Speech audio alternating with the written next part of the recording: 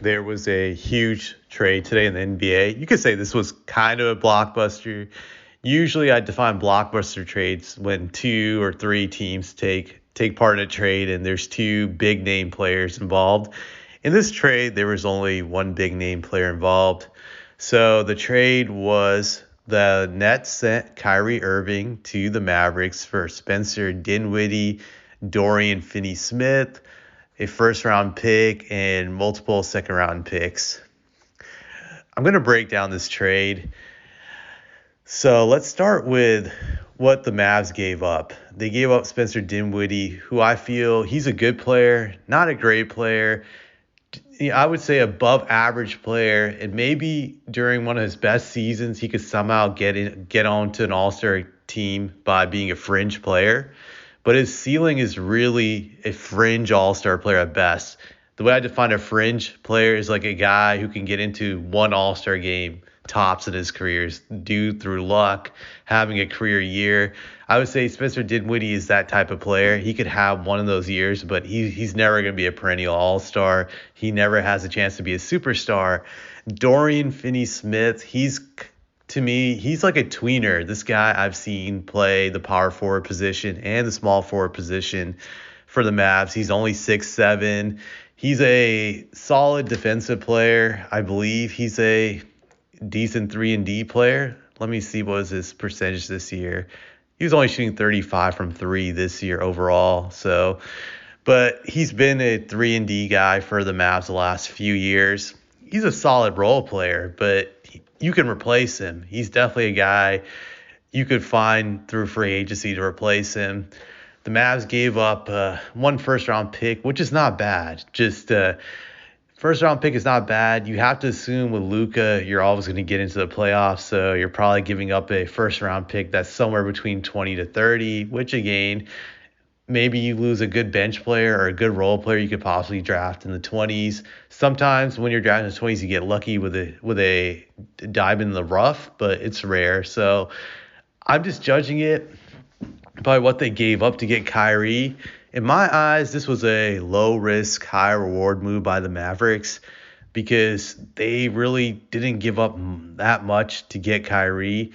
The risk, I would say, in this is that Kyrie doesn't re-sign with them during the summertime, but I believe they can get him back if they're willing to give him the money. I think he'll stay most likely, but again, you never know. Even if he doesn't, I think going forward long term, the Mavs are just not going to win or do anything special with Spencer Dinwiddie and Dorian Finney-Smith. It just wasn't going to be enough to get them over the hump anyway. So to me, it's not like they really lost in my eyes. Now, is it a risk going forward long term with Kyrie? Absolutely. Kyrie is mentally unstable. He's very unpredictable. He's very moody. You just don't know with this guy if you're going to get him to show up on a regular basis. That's really an issue with him, or where his mind is. Your team could go on a 10-12 game win streak with him and you think things are good. Then suddenly a few days later, he just doesn't want to play anymore, or he wants to leave, or he's not happy with his life. This guy has some mental illness. I'm convinced of that. I don't know how the Mavericks are going to be able to deal with this, but if they could somehow get lucky that this guy can be just mentally sane there for the next few years, then long term they win this trade. But I think even in the short term they win, because even if he goes bonkers the next few years, do they really lose anything, considering that they were not going to go far anyways with the guys they gave up for it with him? I don't think so. So I think the Mavs actually did really well in this trade, because it doesn't really set them back in any ways. Even if Kyrie just flames out, they were just never going to be a team that did much in the playoffs with those guys. I know they went to the Western Conference Finals last year, but I thought it was kind of fluky. I think they lucked out to a great deal with playing a Suns team that choked, which is very rare for a number one seed in their position. I didn't think they were going to get lucky again or be able to prevail in a similar situation. So they had to make a big move. Going forward, what could Kyrie do for them?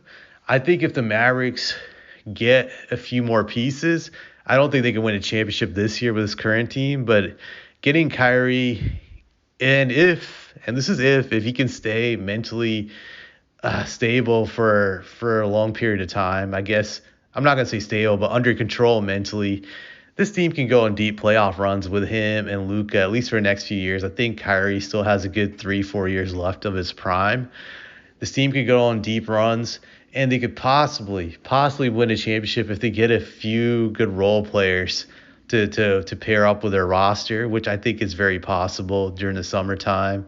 I'm sure they'll be able to find some ways to build the team up. So this was I'm going to say surprisingly, this was a good move by the Mavs. Really low risk, high reward type of deal. I think this was a good deal also because they didn't have to give up multiple first round picks. Just giving up one is not a big deal. You can always come back from that. Now, if they had given up 3 or 4 picks for Kyrie, I would have think that was stupid. It'll be interesting to see how this pairing works with him and Luka. Both are ball dominant players, so I just wonder how they're going to work out that chemistry.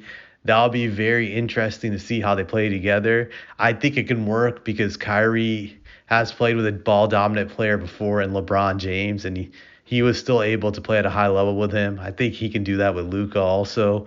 So I think they can mesh, and it'll be very interesting to see how they play. The other thing I think you have to be concerned about with the Mavericks right now is with Luka. He has a hamstring injury, so you kind of have to hope that Kyrie can keep this team afloat while Luka is out with that injury. No one knows how long it's going to take for Luka to come back. The hamstring injury is a very annoying injury because it can really fluctuate when it comes to recovery.